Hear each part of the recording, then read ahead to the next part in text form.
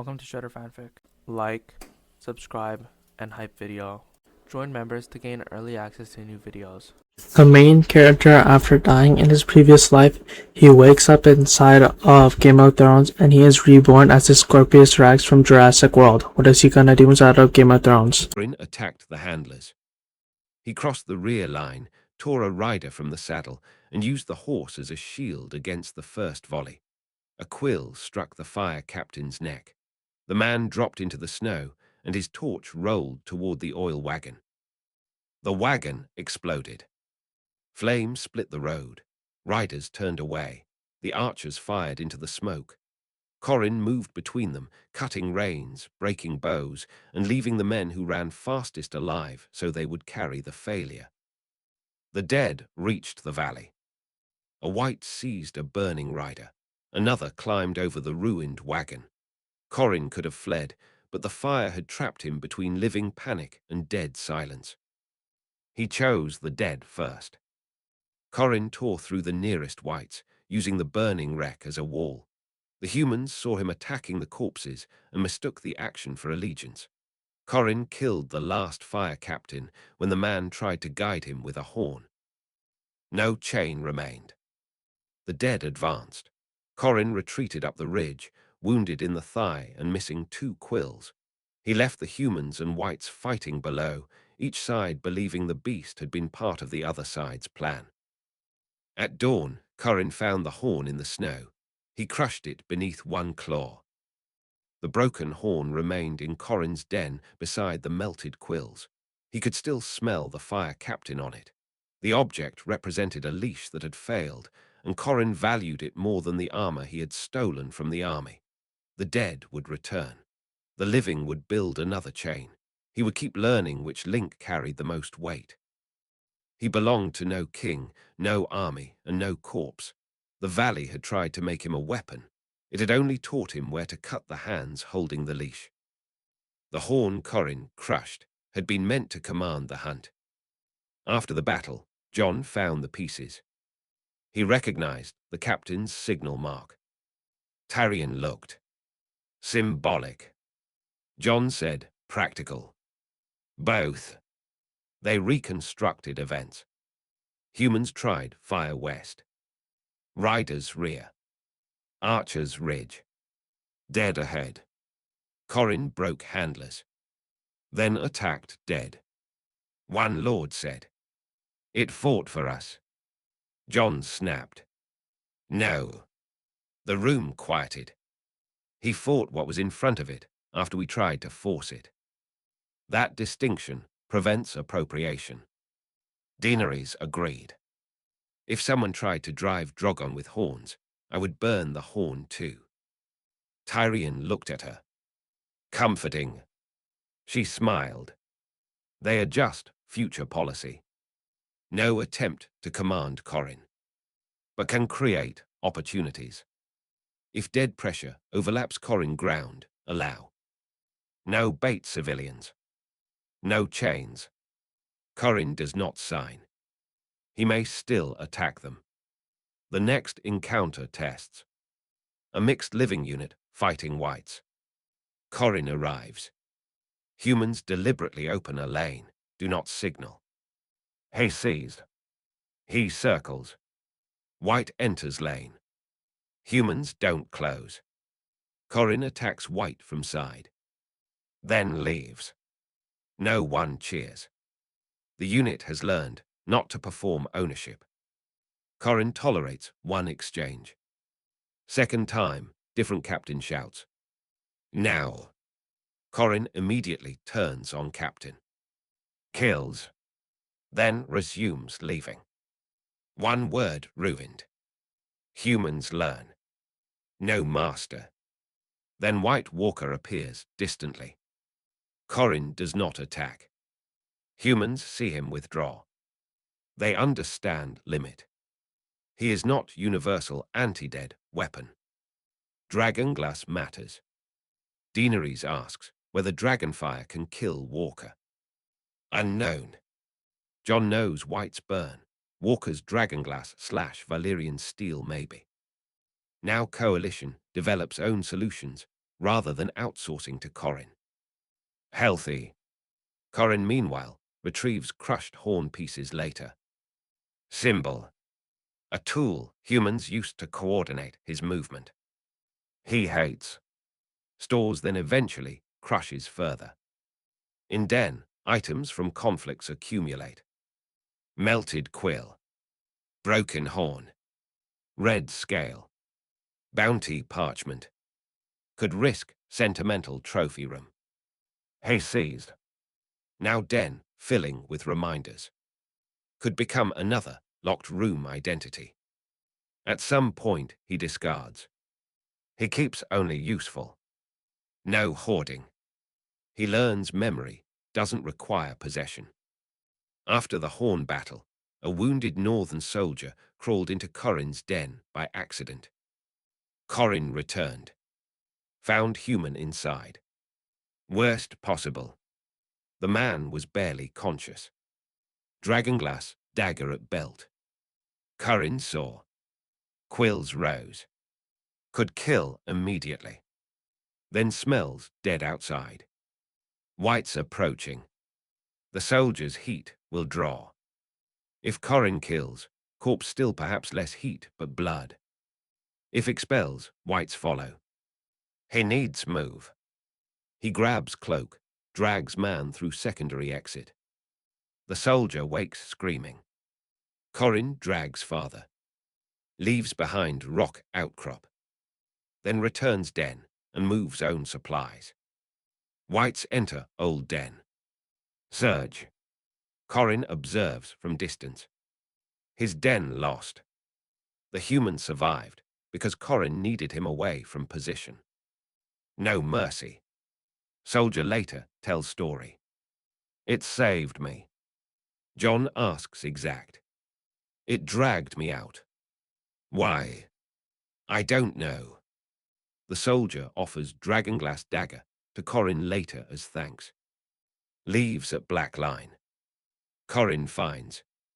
Does not take immediately. Because could be trap. 3 days. Then takes wrapped.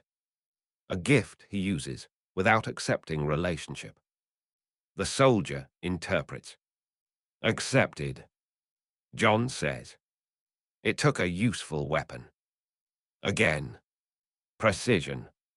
The distinction protects from alliance assumptions. Corin uses dagger against white later perhaps, proving practical. But no obligation. When same soldier later in battle calls for beast, Corin ignores. That shatters expectation. Painful but necessary. The man learns. A gift does not buy monster. No master's chain in smaller form. The first time living soldiers deliberately left Corin a clear lane during a white attack. One man ruined it by cheering. Corin had crossed the flank and torn a corpse from the line. The soldier shouted, "The beast fights with us." Corin stopped. Every head turned. The lane became claim. He looked at the shouting man. John saw it. Quiet. Too late. Corin abandoned the white, crossed toward the soldier, and slashed the shield in half without killing him. Then he left. The white rose. John killed it with dragonglass. Afterward, the soldier shook. I was thanking it. John looked exhausted. It didn't ask. The man stared. Then what are we supposed to do? Survive the same thing without pretending that means we're on the same side. Hard lesson. The next shared encounter happened in silence. No cheers. No commands. No banners waved toward Corin. People handled their side. Corin handled his. When a white crossed between, whichever reached first killed. That was as close to cooperation as they got. It worked better. Deaneries understood when told. Then stop naming it alliance. Tyrion said, men need names. Then choose a smaller one. John answered. Overlap. Everyone looked. He shrugged. Our interests overlap. Tarion smiled. Ugly. Accurate. The word entered council records. Not alliance. Not pact. Operational overlap with independent predator. No one liked the phrase. That made it useful. Corin never learned the term. He only noticed humans had stopped trying to turn every shared kill into ownership. He tolerated them slightly longer. That tolerance saved lives once. It did not make him theirs. Asterisk chapter 48. The Godwood after battle. The Godwood smelled of ash after the battle. Corin entered through a broken gate and moved between trees blackened by dragonfire and frost. Bodies lay beneath the roots. Some wore northern colors, some wore black. One had been burned so cleanly that no banner remained. Bran sat beneath the heart tree. Corin stopped at the edge of the clearing. Bran looked toward him. You came back. Corin did not advance. They say you brought the dead here. The creature's jaws opened. The sound was low and rough. Bran's expression changed. No, you hate them. Corin watched the boy's hands. No sword, no spear. Only a raven perched on the chair behind him and a pouch of black stones at his side. Bran reached toward the space between them. Corin felt the pressure and answered with a memory of the locked room. The boy flinched but did not withdraw. You still keep the door shut, Bran said. Corin stepped forward and placed one claw in the ash. He drew the old line between them. Bran smiled without comfort. Not an ally then. Corin turned toward the bodies. He dragged one dead man away from the roots, then another, clearing a path through the Godwood. Bran watched him work. The action looked like service to a human mind. Corin knew it was territory. He would not sleep beside corpses or let the dead claim a place he had marked. When the clearing was empty, Corin left a single black quill beneath the heart tree. Bran did not touch it. Bran left the quill beneath the heart tree until the ash settled. He said nothing when the others asked where it came from. Corin watched him through the branches and felt the old pressure at the edge of his mind. The boy was no longer merely afraid. Fear had become a method. Corin respected the change enough to leave the Godwood without testing it. Corin departed through the western trees, leaving the boy alive because Bran's fear had become more useful than his death. The Godwood kept both of them, one in roots and visions, one in claws and silence. Bran's meeting in the Godwood almost became something more dangerous when summer approached Corin. Physical this time. Direwolf stepped between heart tree roots. Bran whispered, "Summer." The wolf stopped. Corin's quills rose. Old dream repeated. Boundary. Bran noticed. Stay. Summer obeyed. Corin lowered one quill. The scene mirrored dream. That unsettled Bran. He didn't know. Corin came to clear corpses. Territorial. Bran watched. No claim of service. When done, Corin placed quill. Bran did not touch. Then Bran asked, "Do you know the dead are coming back?" Corin looked north. Yes, enough. Do you know why? No response.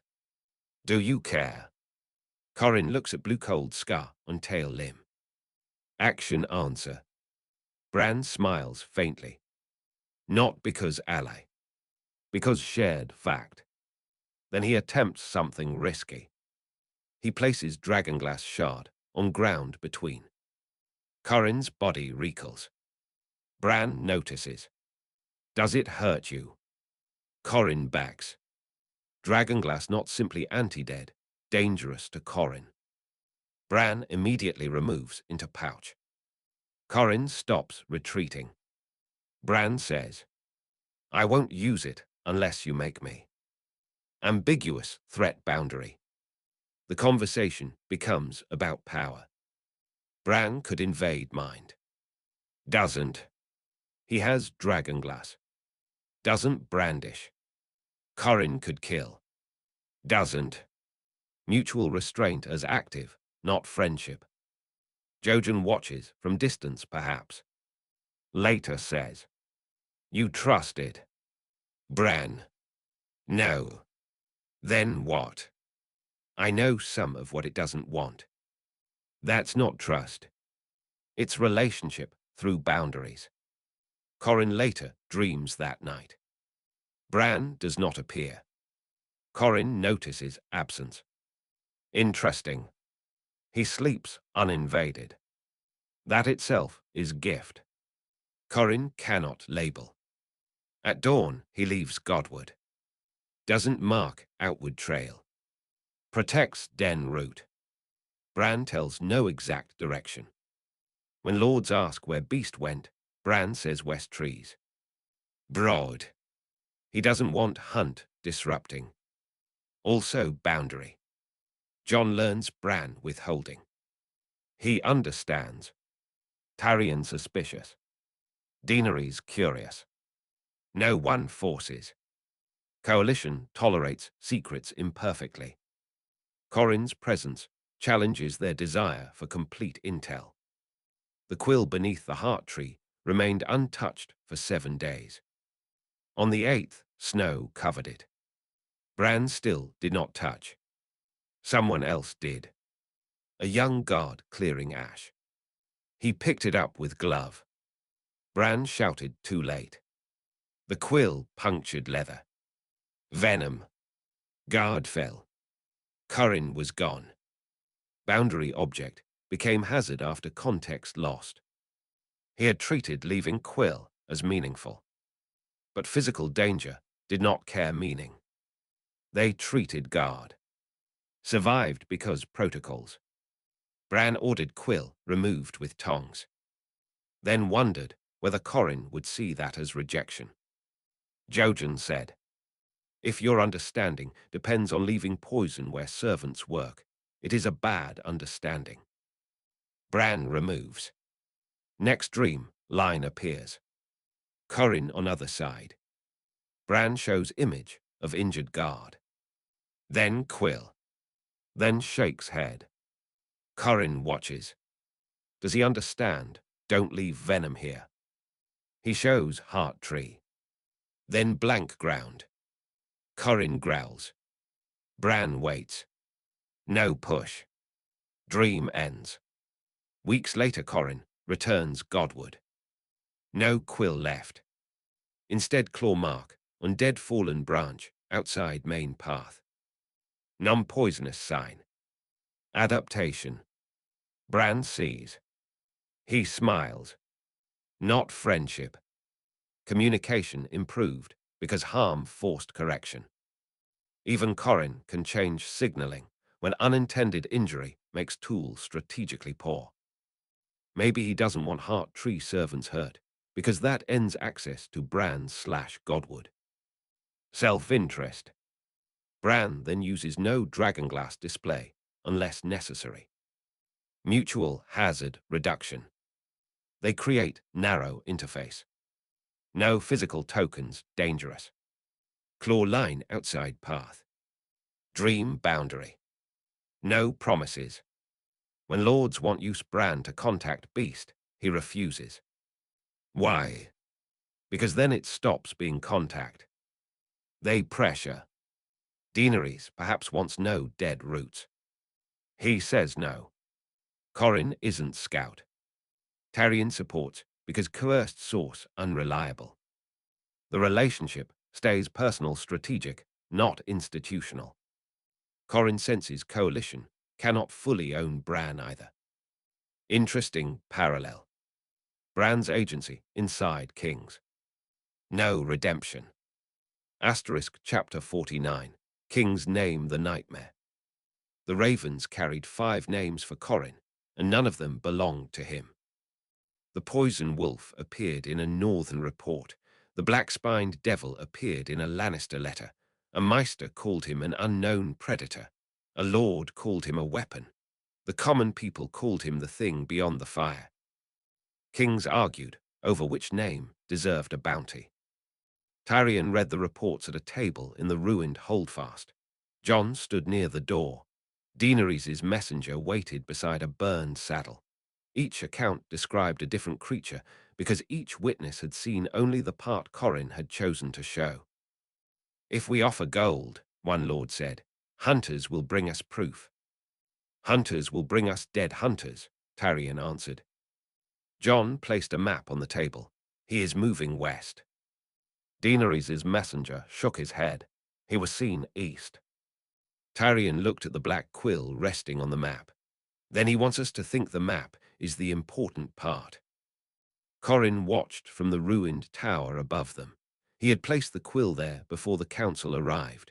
Their argument had followed it exactly as he expected. He dropped a second quill through the broken roof. The council fell silent. Jon looked upward. "He is here." Corrin moved before the guards reached the tower. He crossed the outer wall, passed beneath a bridge, and followed a stream away from the holdfast. Behind him, the humans searched empty rooms and found only a torn strip of red cloth. The bounty notice gathered mud after Corrin used it as bedding. A raven found it, pecked at the seal, and carried one corner away. By the time the parchment reached another camp, half the price was missing, and the name had been smeared into nonsense. The kings could continue naming the nightmare.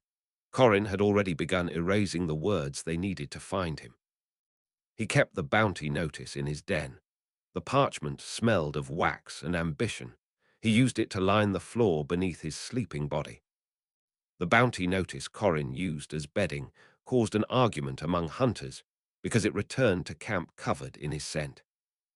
A raven had torn off a corner. A scavenger found rest. Then a hunter found parchment. The seal recognizable. The price partly gone. The hunter believed close. He followed smell. Corrin knew. He deliberately led around marsh.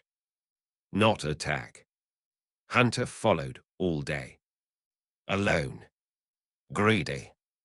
At dusk, Corrin stopped in open clearing. Hunter saw. Bounty dream becomes real. He raised crossbow. Corrin did not move. The man fired. Bolt hit shoulder shallow. Corrin crossed clearing. Killed. Simple. No witness. He takes parchment back. Then looks at body.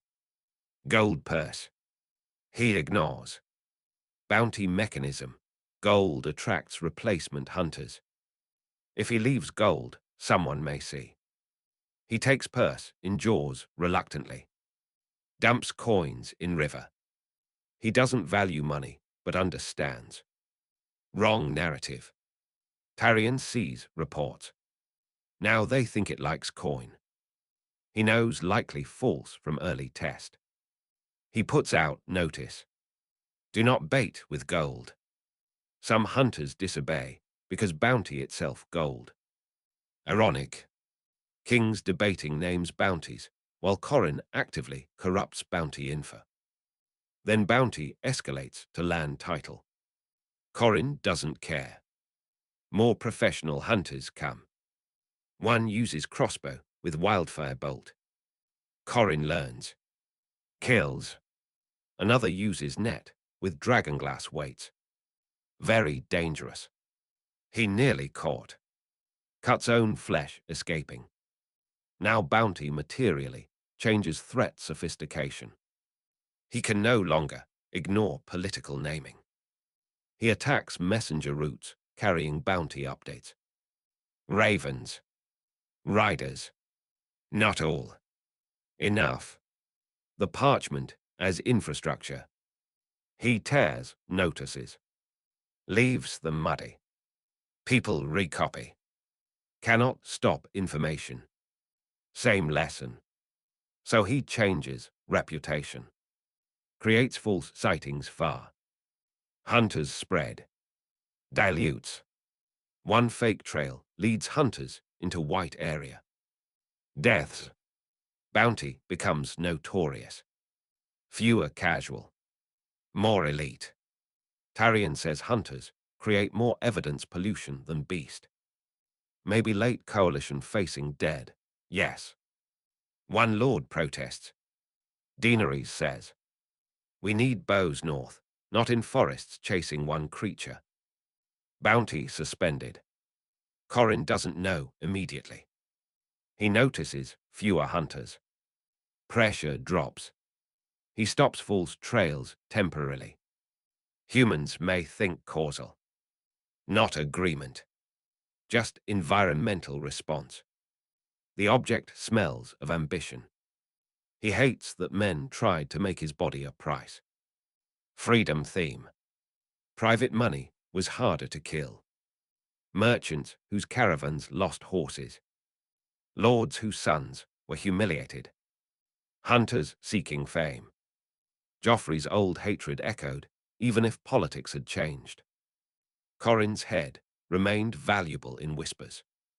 The best hunter came from the Vale. Woman named Sera Vane. No grand title. Crossbow. Nets. 2 hounds trained not to bark. She studied stories instead of chasing. Corrin noticed her because she did not follow false quill trail. She read claw depth. Wind. Scavengers. She found actual route. For 3 days, predator and hunter traded distance. Sera never entered marked den. Weighted water source. Corrin changed water. She found second. Corrin masked. She used birds. Not warg, ordinary behavior. He finally attacks because she becomes too informative. She expected. Net with dragonglass weights. It falls from tree. Corrin senses, stone too late. One weight cuts flank. He thrashes. Net tightens. Sera approaches with spear. No fire. No speech. Professional. Corrin stops thrashing. Panic makes net tighter. He goes still. Sera hesitates. Then tails slowly, finds one rope not weighted. She sees. Moves. Corrin erupts sideways, accepting dragonglass cut to create gap. He escapes, but badly wounded. Sera fires crossbow. Bolt hits shoulder. Still. Corrin could flee. Instead circles. Hunter thinks wounded means escape. He attacks from stream. Kills one hound. Sera retreats. Good decision. Corrin does not catch. Draw. Both survive. Corrin not unbeatable. Sera reports not location, technique. Net works until it stops fighting. Counterintuitive. Bounty hunters learn. Corrin hears through later encounter, changes again. If netted, immediate targeted cut before settle depending geometry. Arms race. Sera later refuses second hunt. Price not enough. He learns faster than contract pays. Tyrion hears. Offers no more. Corrin sees her once, years, later maybe. Does not attack if no hunt. Role-based hostility. She sees. No weapon. Pass. That proves he classifies intent over identity somewhat. Still could kill. Doesn't. Sera tells. It remembers jobs. The nightmare is not random. Sera Vane's report became the last serious bounty manual. She wrote only practical things. Do not chase fresh blood. Do not tighten a net when it stops moving. Do not assume fire sends it away from you. It may choose through. Do not use one exit. Do not bring dogs unless willing to lose them. Do not expect a wounded beast to behave wounded. The manual circulated. Corrin never saw it. He felt effects. Hunters stopped making old mistakes. That made private bounty dramatically more dangerous. One group with Seras, advice almost corners near stream. Corin escapes by submerging longer than expected. Another uses 2 retreat routes. He can't collapse. Another carries no banners, obvious leader. Harder to break command. Humans have institutionalized lessons. Corin forced adaptation. Now he must change beyond learned model. He does. Stops attacking hunters directly. Targets supply. Sleep. Horses. Water. He makes hunt impossible rather than fight. Sera's manual is combat-centric. Corin moves strategic. Hunters arrive with no food after stores stolen. Leave. Next group finds horses released. Next wakes to quill embedded in empty water skin. No casualties. Fear. Cost. Manual outdated. Sera hears. Adds. If it stops fighting you, leave. Best advice. Bounty culture finally declines. No glory. No reliable confrontation. Corin becomes harder to monetize because he refuses hunters' desired game. Kings can name nightmare, contractors stop accepting. One man says, gold spends poorly when dead. Tyrion loves. Corin doesn't know. He just notices roads quieter. He shifts attention to dead dragons. The human economic system learned avoidance. Again. Asterisk chapter 50. Teeth beyond the dawn asterisk.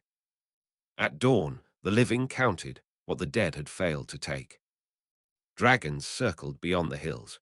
Northern men carried wounded toward the trees. Wolves moved among the bodies, searching for warmth that was no longer there. The dead had been driven back, not destroyed. Their cold remained in the snow. Corin watched from a black ridge above the battlefield. Jon Snow found him first. He stood below with Longclaw lowered, too tired to pretend the sword made the distance safe. Daenerys arrived on foot behind him, soot across her cheek. Tyrion followed with a torn cloak and a face that had lost its amusement. You could have left, Jon said. Corin looked at the bodies. You stayed for the fight. The beast's tail moved once through the ash. Daenerys studied the quills along his back. It is not ours. No, Tyrion said. That may be the only clear fact left. Corin descended halfway down the ridge. The 3 humans held their ground. He could smell their exhaustion, their wounds, and the different kinds of fear they carried. Jon feared what Corin would choose. Daenerys feared what he might become near her dragons. Tyrion feared the consequences of either answer. Corin stopped beyond sword range. He had learned the north, the wall, the wildlings, the dead, fire, dragonglass, and the scent of dragons. He had learned that armies could be redirected, that skin changers could touch the door of his mind, and that magic could make retreat wiser than pride. He had also learned that every power in Westeros wanted to make him useful. Corin turned away. Jon called after him, "What are you?" The question followed him through the trees. Corin did not answer. He could not speak, and even if the jaws had given him words, no king deserved the truth of the man behind them. He returned to the forest, carrying 3 new wounds and 1 unbroken hunger. Behind him, the living rebuilt their camps and named him a threat, an omen, or a weapon. Ahead waited deeper woods, colder roads, dragons, and whatever the dead would become when they returned. Corin vanished beneath the pines. At the edge of the forest, Corin stopped once and looked back at the battlefield. The dragons were small against the dawn. The men were smaller. The dead were gone beneath the snow, waiting for another night. Corin carried every lesson with him. Fire must be measured, magic must be denied distance, and hunger must never be allowed to choose alone. Then he entered the trees and left the survivors to invent a meaning for his absence. He remained evil. He remained free. The dawn did not redeem him. It only gave him more light in which to choose what to hunt next.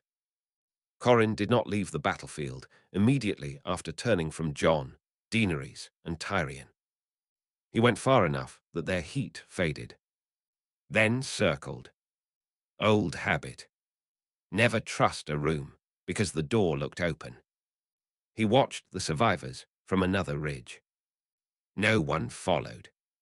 That surprised him. John returned to wounded. Daenerys to dragons. Tyrion to maps and arguments. They had finally learned that not every retreat required pursuit.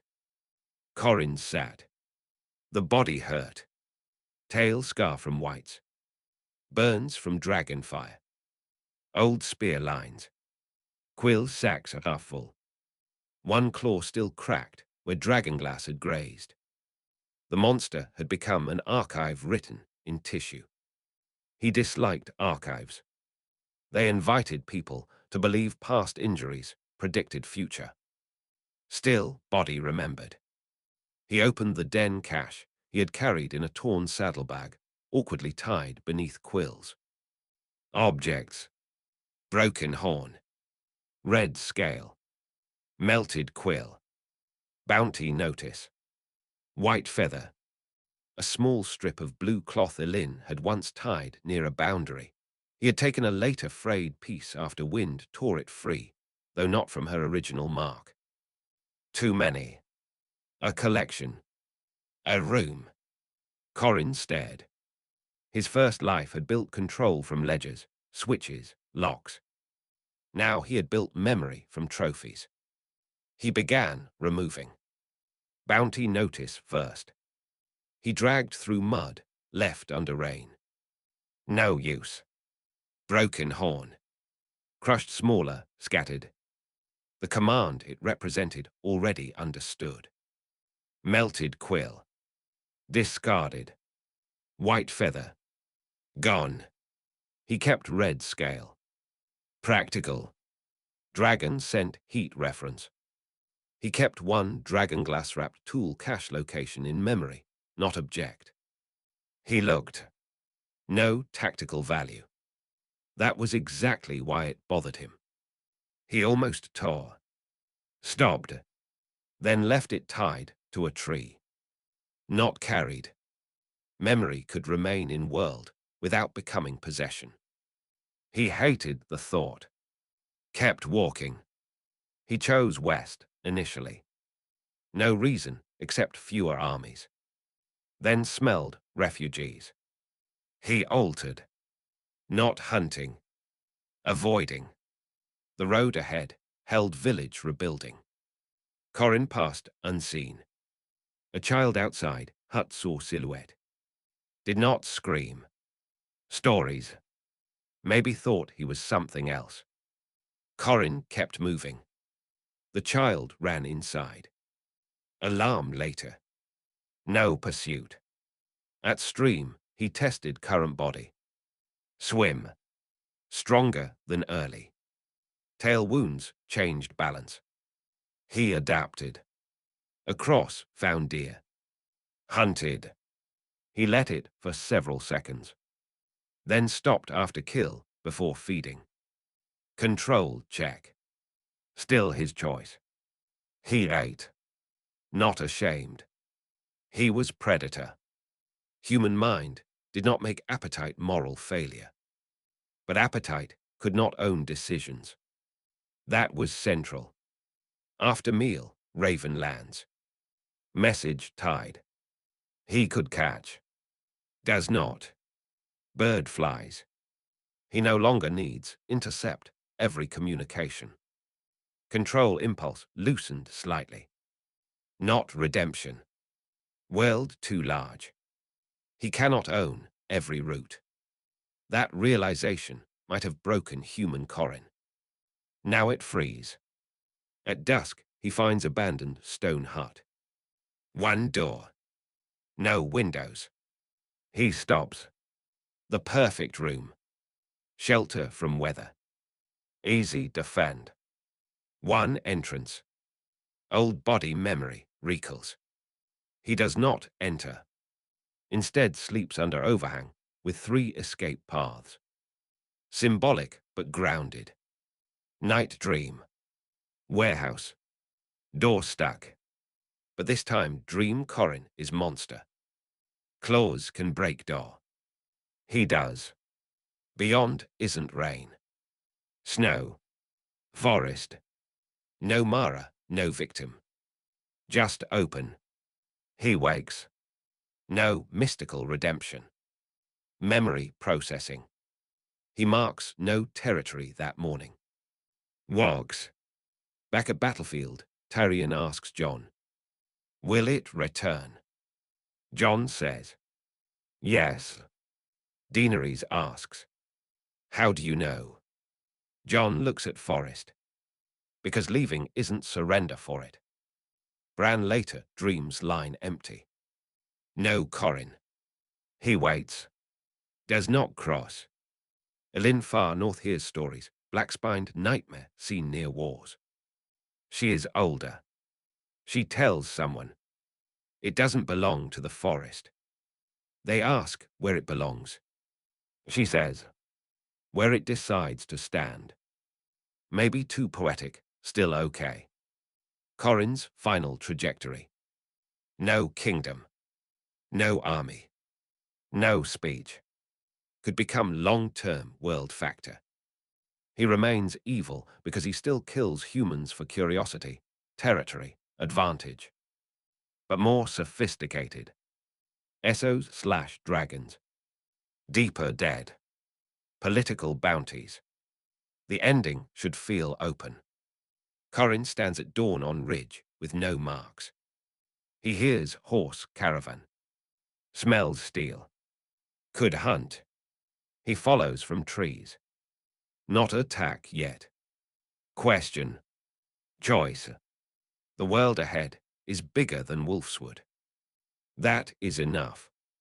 The first caravan Corin followed beyond the dawn was not military. Salt merchants. 3 wagons. 6 guards. Children. Mules. Ordinary. He shadowed one day. No attack.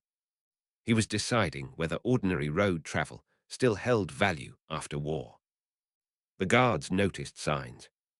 Not him. They tightened. At night, one child wandered to piss. Corin saw. Could take. He did not. Yes, partly. Killing child would turn caravan into panic and likely end route observation. He wanted roads. The child saw yellow eye. Froze. Corin remained. Then child whispered. Black thing. One guard turned. Corin left. The caravan broke camp early. He learned ordinary humans now carried stories widely enough that one glimpse changed schedule. His reputation traveled farther than he did. That could be power. Also constraint. Every road alert before arrival. He needed anonymity, impossible physically. Could alter behavior. Travel farther from roads. Use night. The future requires stealth more than fear. He begins. For a week, no signs. No quills displayed. No bodies arranged. Just hunts. Corin feels almost like animal. Uncomfortable. Then realizes information increases. Humans don't know he's near. He hears conversations closer. Learns routes. Fear spectacle had been costing access. He does not abandon fear. Uses selectively. A toll collector extorting caravan at isolated bridge. Corin observes. Could attack both. He targets collector after caravan leaves. Collector stays predictable. He smells coin, violence. Kills. Leaves no quill. Next caravan finds body. No idea Corin. Mystery. His actions no longer always produce brand. First life Corin needed everyone know who controlled. Now anonymity can control too. growth into more dangerous predator. He tests. Raider supply cache with no witness. Humans blame bandits. Response misdirected. Corin gains meat without hunters. Effective. Kings think he went west. He may be nearby. Bran's dreams, perhaps no contact. John's maps stale. Deaneries, dragons elsewhere. Freedom increases. But anonymity also means fear no longer feeds ego. He learns. Sometimes leaves one mark just because. Then regrets. No perfect transformation. At Final Den, he chooses multiple exits and no visible claim. He sleeps. Morning. No one knows where. That is perhaps the strongest form of control he has discovered. Not making everyone afraid of the room, but refusing to let anyone know which room matters. He remains dangerous. More so. The dawn gives light. He uses shadows anyway.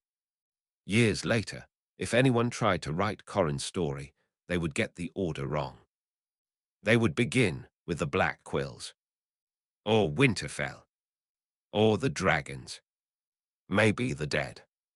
They would miss the locked warehouse because no one in Westeros knew the name of the man who died there.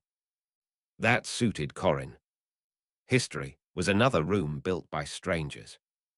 He had no intention of living inside it. The road west narrowed into hills. He followed until the salt caravan split. One branch south, one north. Corin stopped. No prophecy told him which mattered. No system. No quest. Only scent. South carried horses, iron, human sweat. North carried colder wind and something old under stone. His body wanted south. Food. Mind wanted north. Unknown. He chose neither immediately. He climbed. From ridge, both routes visible. Wait. Observe. A habit learned painfully.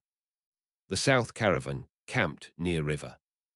North road empty until dusk, when 3 riders appeared carrying covered cage. Something inside scratched. Corin's quills rose. New threat. New information. He smiled only in the private human sense. His monstrous mouth could not reproduce. The world had offered another locked room. He followed from above. No mark. No cry. No warning. The riders never knew the Scorpius Rex had chosen them. That was how the next hunt began. By the time the caged thing on the northern road finally screamed, Corin had already found 2 exits. One down the shale slope. One through a dry creek hidden behind scrub. Only then did he move closer. The riders stopped. The covered cage rocked. Something inside struck, wood hard enough to split one board. Human fear changed immediately. Not fear of Corin. Fear of their own cargo. Interesting. One rider shouted for ropes. Another for fire. A third wanted to abandon the wagon. 3 objectives.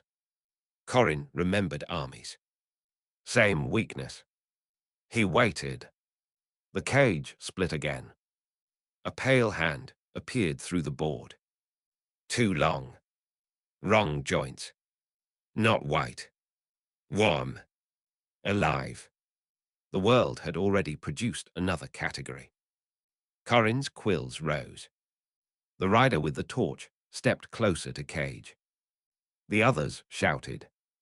Corin moved. Not at cage. At torch. One tail strike sent it into dirt before flame reached wood. All 3 riders saw him. For one breath, every threat in the road pointed at every other. The caged thing. The riders. Corin. No one owned the next action. Corin backed toward his creek exit. He had learned enough for first contact. The riders did not chase. They had finally noticed their cage was opening. Corin disappeared into brush, while something behind him screamed again, louder. The future had teeth too. He preferred it that way. The strangest part of Corin's later territory was how little of it he marked. A hunter crossing one of his newer valleys could walk for hours without seeing a quill. No bones. No claw scars. No warnings. That was intentional. The old Wolfswood border had been loud because Corin needed humans to understand quickly. It worked until people learned to copy the language, sell fake signs, move markers, and build plans around the places he had announced. Silence solved different problems. No sign meant no easy map. No easy map meant no bounty trail. No bounty trail meant hunters had to find him rather than the story of him. Corin preferred that. One evening, he returned to a den and found a man sleeping inside it. Not a soldier. A shepherd. Old. Wet. One leg wrapped badly. The man had no idea whose shelter he had taken. Corin stood at the entrance. The shepherd woke. Saw teeth. Did not reach for knife because his hands were too stiff from cold. Oh, that was all. No scream. No plea. Corin entered one step. The shepherd looked at the rear crack in stone. Then at Corin. You've got another way out. Corin froze. The man had noticed. Smart. Corin hated being complimented. The shepherd shifted his injured leg. I'll go. He tried to stand. Failed. Corin watched. The old instinct said remove intruder. The newer one asked what removal cost. The man was injured. Dragging him outside might leave blood trail. Killing him would create corpse scent. Letting him remain one night revealed den. All bad. Corin chose the problem with least immediate noise. He moved to the far side. The shepherd stared.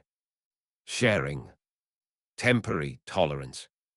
He understood enough not to move closer. The night became absurd.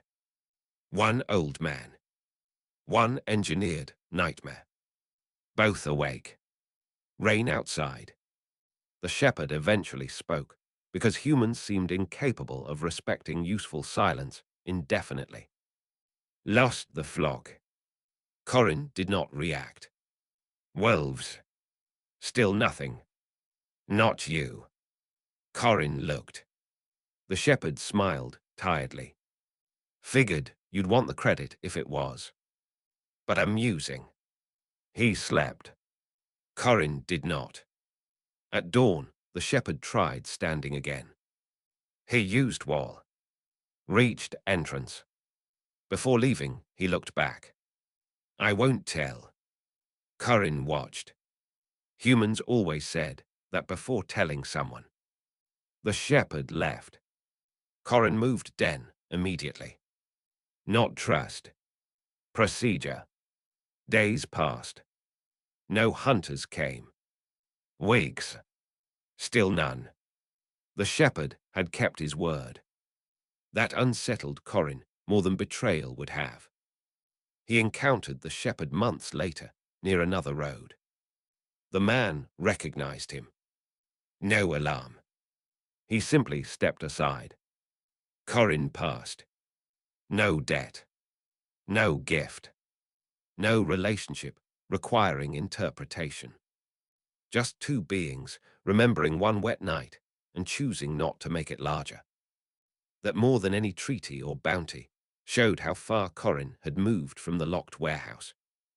He still wanted control. Still killed. Still manipulated. Still remained evil by any ordinary human measure.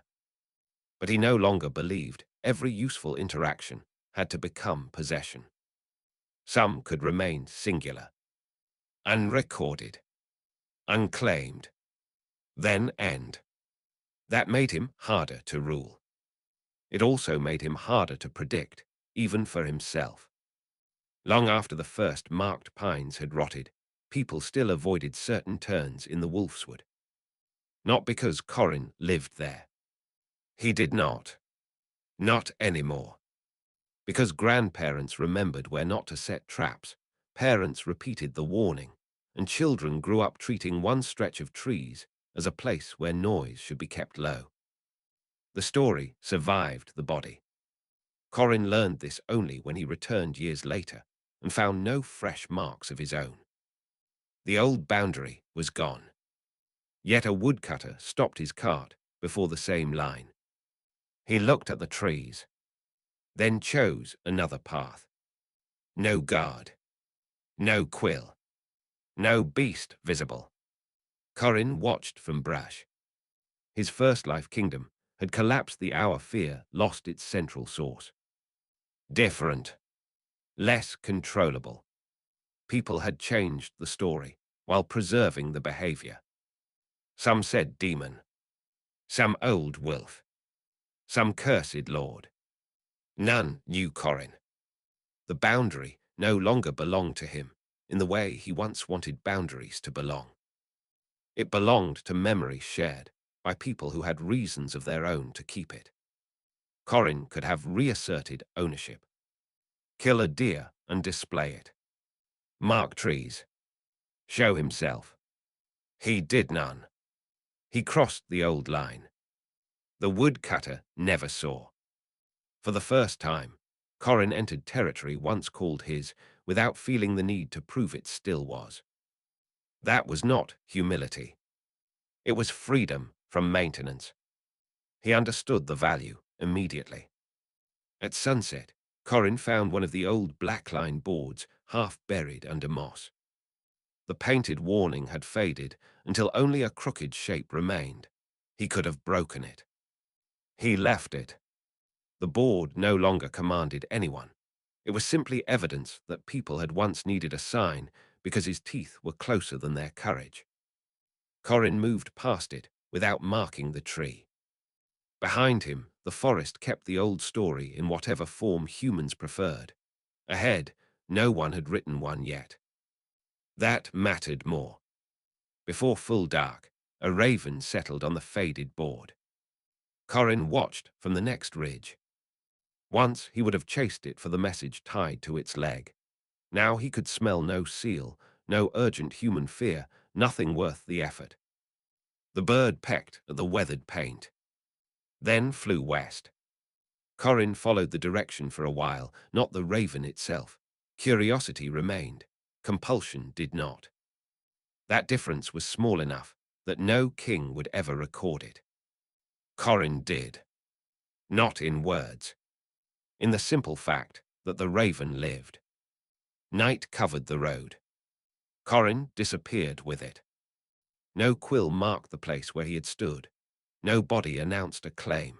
Only tracks remained for a few hours until wind softened their edges. By morning, even those were gone. The next choice belonged to whoever noticed the absence and decided what it meant.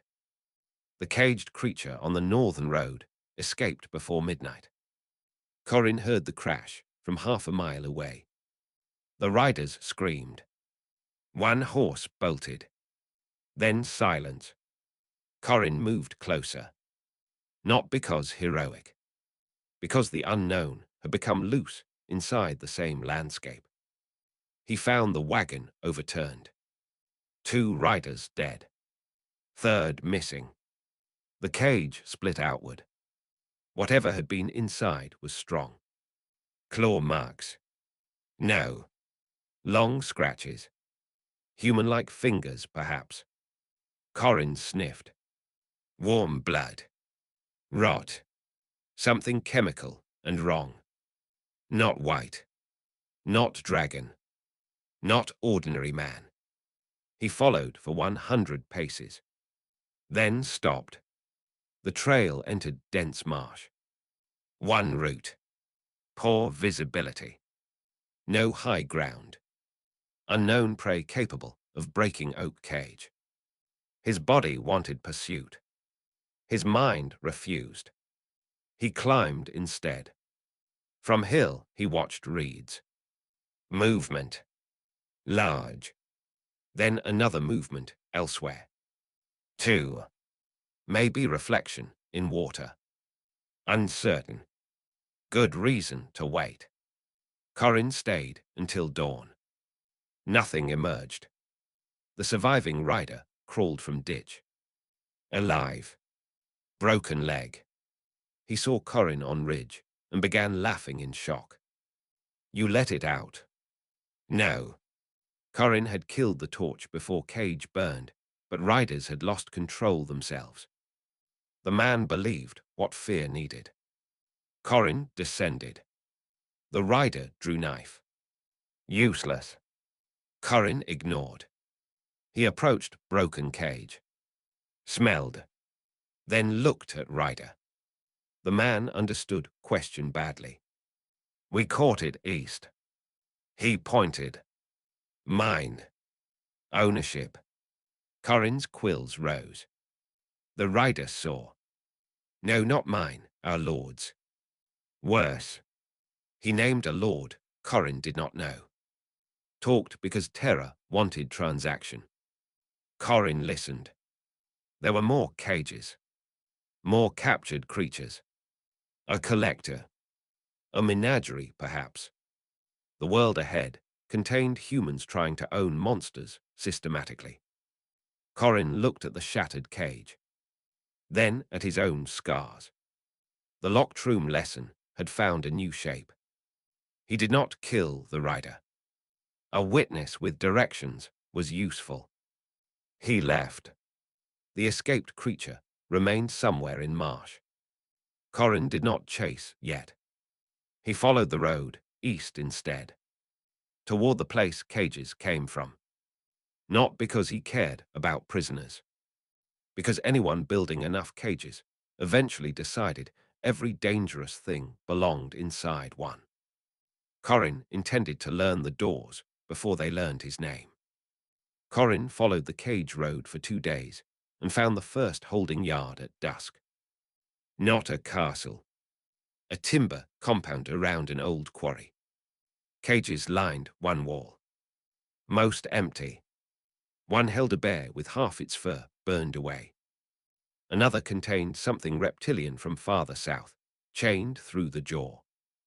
Men moved between them with hooks. Corin watched from quarry rim. The sight did not make him compassionate. It made him attentive. Cages meant methods.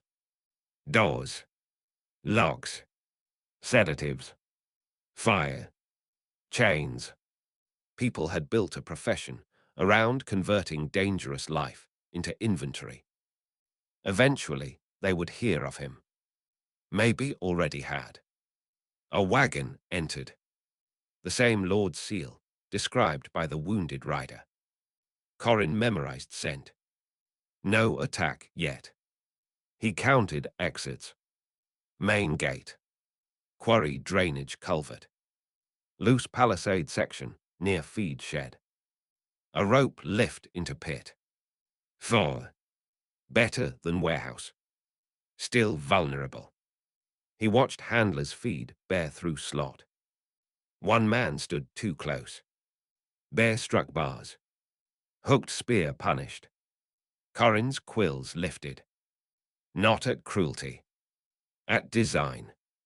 The cage created confidence. Confidence created proximity. Same old mistake. He waited until moonless. Then approached feed shed, not cages. Food stores drew rats. Rats drew cats. Noise normal.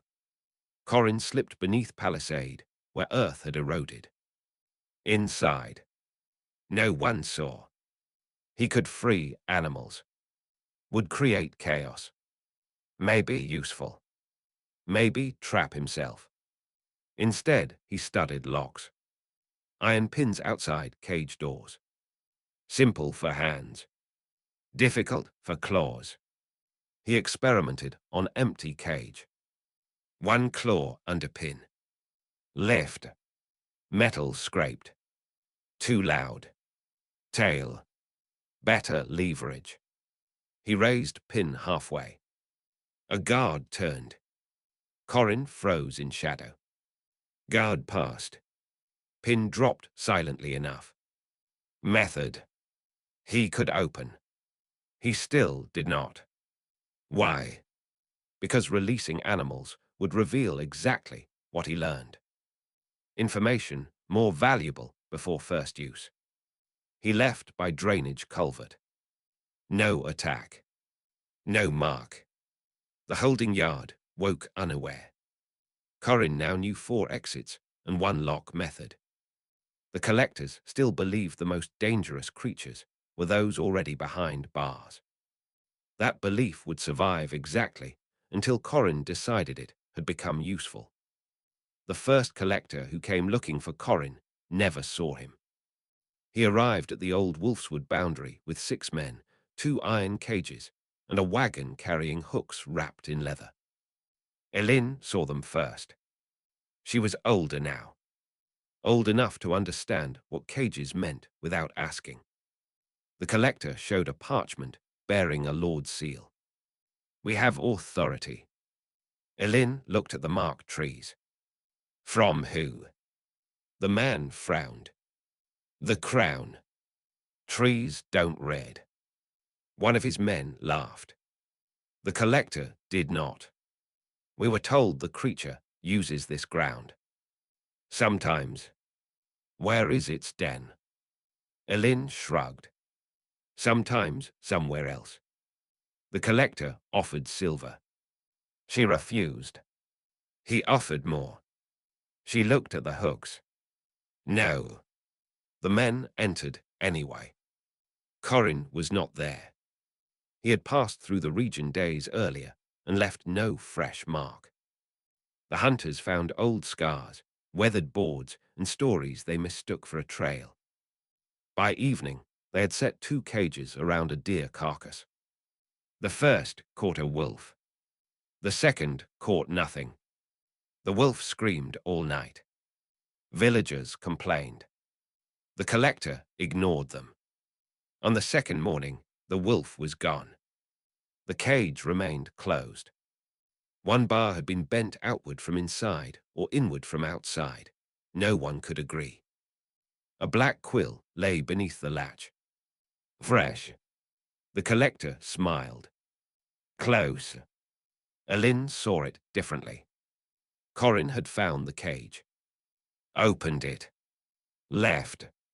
No attack. No body. No den revealed. The men had gained 1 fact and lost certainty. They followed the quill trail north. It ended at a frozen pond. 3 more quills pointed east.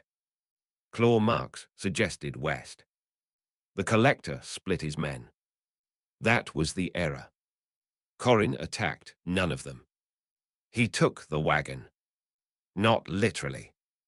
He tore the harness, drove the horses south, and left the empty cages stranded between trails.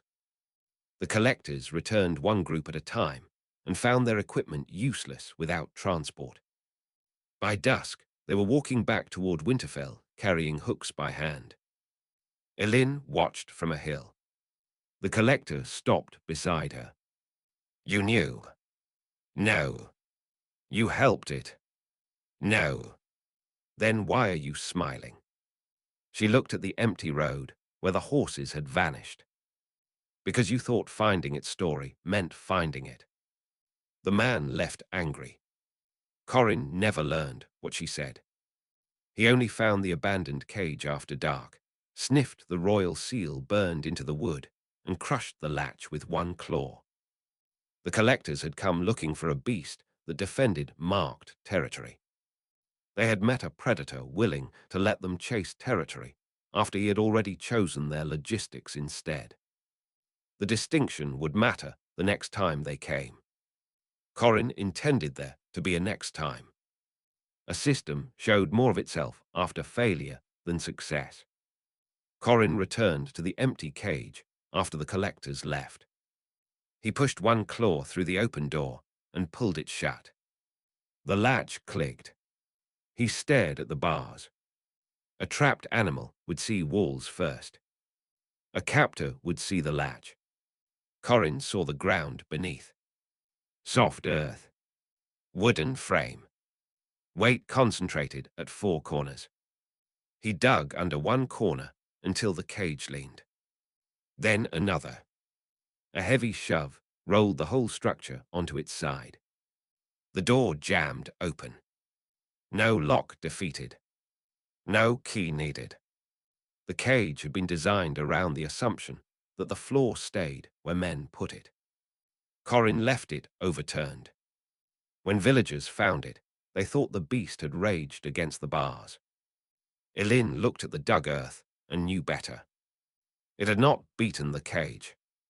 It had refused the question the cage was built to ask. Snow came before dawn and softened the collector tracks. Corin watched them disappear. The cages would return in other shapes. Nets, pits, chains, fire. Men rarely abandoned an idea because the first version failed. That was fine. He had stopped expecting safety from one victory. Corin turned north, where the air carried no familiar banner and no remembered road. Behind him, the overturned cage filled slowly with snow until only one black bar remained visible. By noon, that disappeared too. Far behind, a raven landed where the cage had been. It pecked once at the snow, found nothing, and flew away. Corin did not turn. There were too many roads ahead to keep checking which old traps had vanished behind him. For the first time in either life, leaving something uncontrolled did not feel like losing it. It felt like movement. The wind covered his tracks before sunset. Corin noticed, approved of the accident, and kept going. Some concealment did not need to be designed. It only needed to be left alone long enough to work.